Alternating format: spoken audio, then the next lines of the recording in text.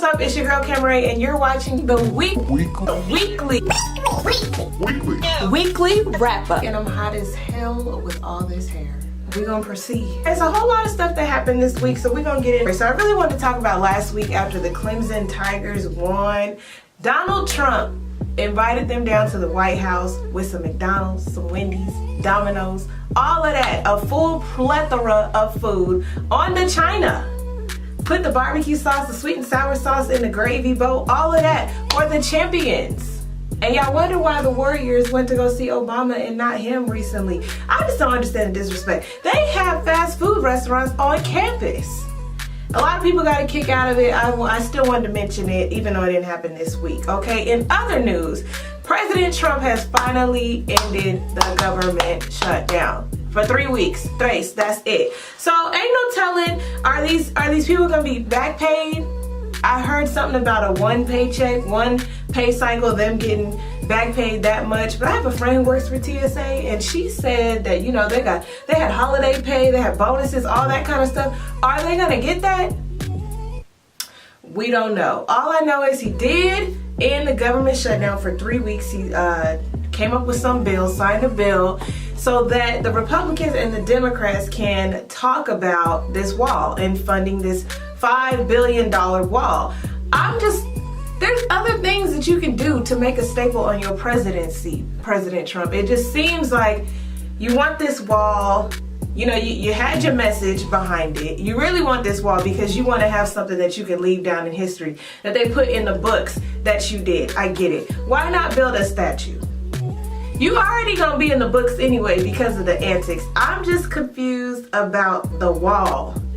You know, there was a wall around Jericho, and they marched around 7 times and it collapsed. Y'all, you take that how you want to take it. And other great news, Kamala Harris, y'all know she is the California senator, black woman. She is going to enter the presidential race of 2020.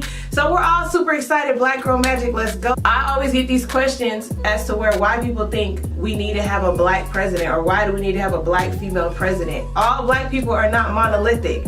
Y'all think that because Obama was in office, then we should be thankful that we had a black president, and that everything that he does we should agree with and we should understand because he's a black man. All black people are not monolithic. It was mind-blowing anyway to have a black man in office. That's number one. That's number one. That just shows you that our country has evolved, and that's just somebody who has a seat at the table. But he don't speak for all black people. He just don't. Are we gonna back him up? Heck yeah, because this is somebody that we support, somebody that we're proud to see in office, but then he's not gonna get everything right. So y'all just just crucify this man, and I just fear that y'all gonna do the same thing to Kamala Harris. So I'm happy for her, but I just know that this race is just gonna be tough, and I just hope that people can see her for who she is and then be happy for what she represents, but not hold her to this impossible standard of being everything that we imagine a black woman to be. She may have views that don't directly line up with what you feel like a president should have, and that's okay because sometimes people disagree. I'm just saying, congratulations, Black Girl Magic. Let's go. So Chris Brown got arrested earlier this week in Paris, and there was a woman that was saying that he had sexually abused her, and he actually got arrested. She wasn't just accusing him and then he was just like, I ain't do it, and it went on for weeks and months, or it wasn't 10 years later and she came out and told this story. She went to the police, he was arrested, and then he was released. So my question is this, because the timeline is the incident occurred, he was arrested, he was released, and then he came out with this whole post, this bitch lying. Then the next thing was, now he's suing her for defamation of character. Now he got t-shirts saying this bitch is lying.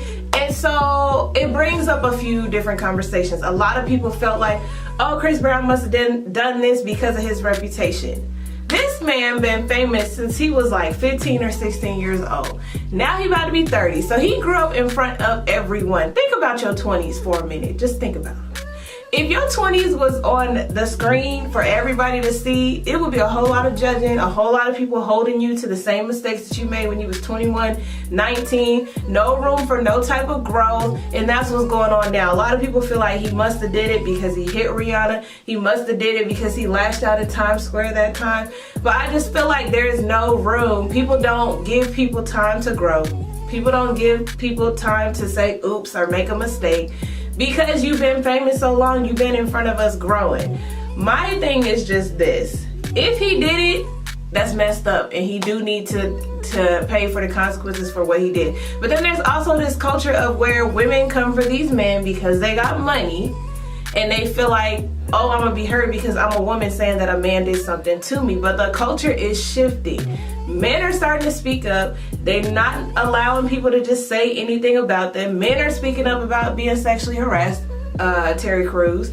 And like everything is about to change. So if this girl is lying, I know that she was saying that she wasn't physically abused, but she was like verbally abused. And honestly, I just feel like don't even put yourself in these situations, because even if it's Chris Brown, men be acting a type of way. They be acting a type of way. It's best just to not even put yourself in the position.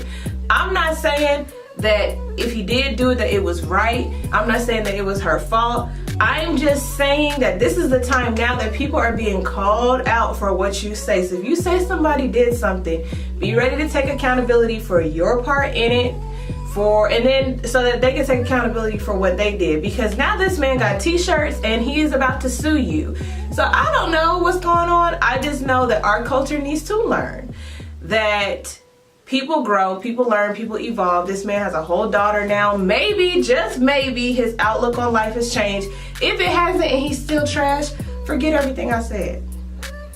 Alright, so comedian Monique just signed a residency deal in Las Vegas. Good for her, super excited for her. This happened this month, and so she's just now getting started, and I guess she had an interview. She's going on her promo tour, promoting her residency, and I don't know, and she had a interview where they kind of discussed her whole cancel Netflix, Lee Daniels, Oprah, Tyler Perry fallout that she had last year. Alright, so I'm reading this from Page 6. If you guys want to go check it out, go to page6.com. And when you have a woman saying, I could have schooled you, someone would say, what was the schooling going to be? When I look at this woman, you say is our icon and our legend. She is. But how many things has Whoopi Goldberg executive produced? Whoopi Goldberg has always been the help. And I say that humbly. So what is it that you're going to school me on? I've been doing it for almost 30 years. What? Okay, so what she's referring to is when she went on The View for an interview, Whoopi Goldberg was trying to tell her, you don't have to go on a full slandering rant apology tour where you were calling all these people out. You simply could have called a mentor and found out, what do you do in this case? Because you don't want to make your people look bad, but you want to get everything worked out because we already be out here fighting for things anyway. So maybe we should resolve this in-house. I feel where Whoopi Goldberg was coming from, but for her to refer to her as the help, I don't get that. Now you asking what she executively produced, but it's kind of like this whole Jacquees disrespecting Keith Sweat and all the people before him. Now granted, Monique has a much bigger track record. She has a much bigger body of work, but still at the same time, Whoopi Goldberg has been here. And she ain't telling you nothing that no other elder would not have told you. So why are you then doubling back later on and acting like what she told you was in ill will? She's telling you something that she would have told any black comedian, any black female actor. Let me sit and talk to you, daughter, before you go out here and make a fool out of. Come on, Monique. Anyway, Monique, I'm glad that you got the residency deal, but you gonna mess it up already with the. How is you? No. The R. Kelly mess continues with your favorite aunties. They are basically supporting him, and a lot of them have came back and apologized. Now, a lot of us have different stances on the R. Kelly mess. It opens up a whole other door and a lot of other conversations. But when you come out, the brat, Taraji P. Henson, Erykah Badu, and you come out and you say that you blame the parents and that he was just sick and we need to pray for him and that's my brother and I'm still gonna listen to his music. I just feel like if you have an opinion that's unpopular, when somebody is clearly guilty, keep it to yourself, because you are an influencer and people follow you. Taraji P. Henson, like, a lot of us follow you. People have your book. Like, we love you on Empire. We love you in Baby Boy. We love you. Like, a lot of us want to go see this movie that you and Erykah Badu in, but we conflicted. I'm conflicted because, you know, you could say one statement on a tweet, it get released, it be taken all these different ways. So it's like, because that can happen, you might as well just say something that says nothing at all about how you feel. If you know it's a touchy subject right now, maybe say you're conflicted because you want to listen to his music, but you feel like what he did was wrong. But you know, maybe there's a bigger conversation with Harvey Weinstein, who clearly right now is on trial. Like, I don't know. I don't really know the right answer for them, but I do feel like it was kind of insensitive, which is why the Brat and Taraji P. Henson did come out and apologize. Basically, Taraji P. Henson, I don't know if she apologized. She kind of she clarified herself with a different tweet, and then the Brat came out and apologized to the parents, and Erykah Badu, y'all know she don't budge. So I don't know. I feel like the R. Kelly situation is opening a lot of doors for a lot of different things. People trying to talk mess about Jay-Z and him potentially talking to younger girls before. It's just a lot going on. I think the real problem is that a culture that was okay 20 years ago is not okay anymore, and people are trying to crucify people for stuff. And it's like, it's over. R. Kelly right now is not over. He's still doing it. But all that stuff back then, people have learned, people have evolved. We're moving in a whole different way. Hopefully, prayerfully. Okay, so y'all pray for y'all aunties. Y'all know the Super Bowl is coming up, and a lot of us don't know what we gonna do. I ain't been watching football. I'm not a fan of football, but a lot of people have protested the NFL. As you know, Colin Kaepernick was doing his whole, you know, taking a knee for the anthem, and then it was this big thing when this season started off where they weren't gonna allow people to even come out the locker room, like all this big thing, right? And NFL has seen their numbers are so low because of it. But now that the Super Bowl is coming around and they're trying to get performers, you know, you got Maroon 5, Cardi B said she wasn't gonna do it, Rihanna said she wasn't gonna do it. And so they're scrambling to find artists, scrambling to find people who can perform at basically the biggest sports event of the year. You know, you get this opportunity that's a big deal. The Super Bowl is a big deal in America. But with everything going on with the NFL, do you stand up for what's right? Do you stand up for your people and make a statement that way? Or do you take the gig, take your check, and go on about your opinions later on? So that's why I'm conflicted, because Chloe and Halle have been asked to do the National Anthem. We like them. They're upcoming. You know, they're on Disney Channel. They're on YouTube. They're on the show Grownish.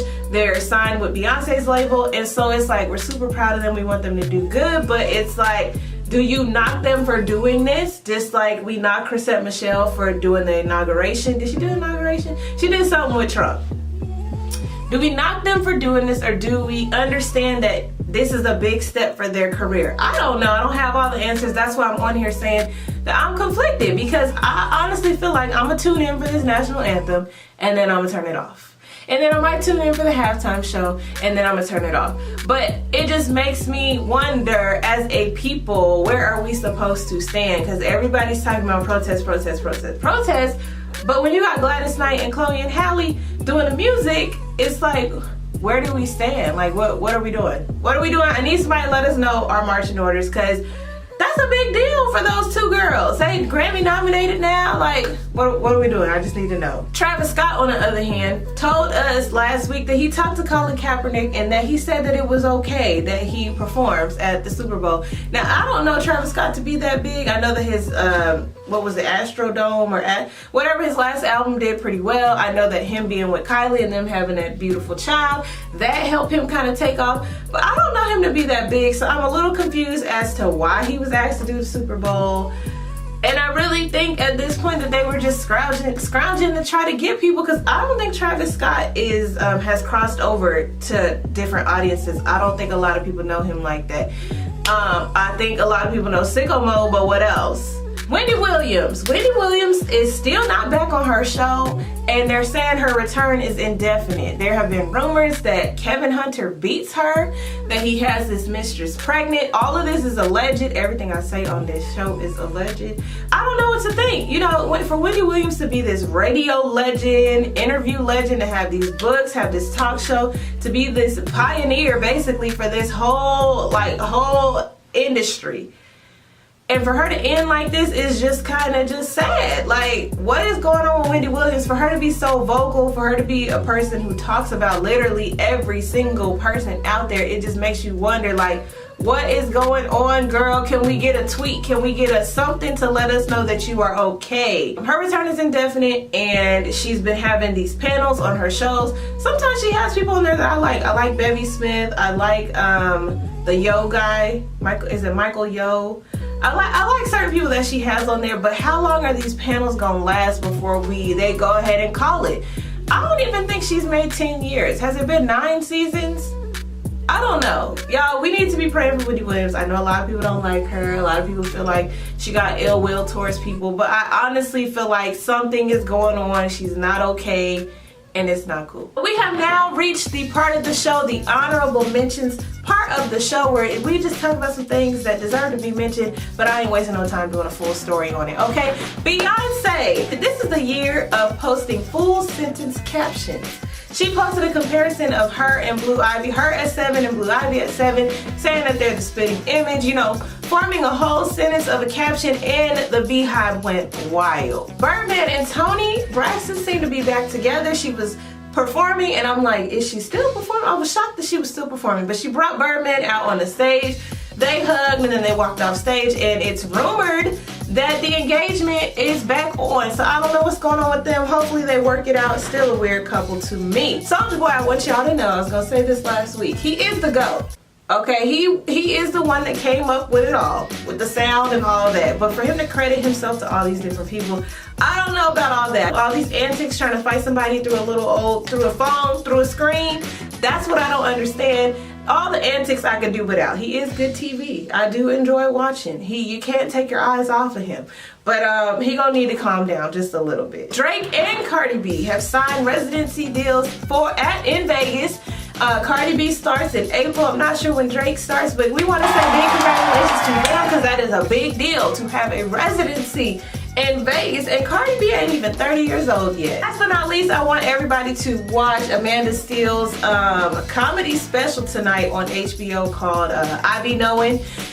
Amanda Steele has been in the game for a very, very long time. Y'all, if y'all have HBO, if y'all want to spend that little money, make sure y'all tune into the comedy special tonight. I think it comes on 10 p.m. Eastern time.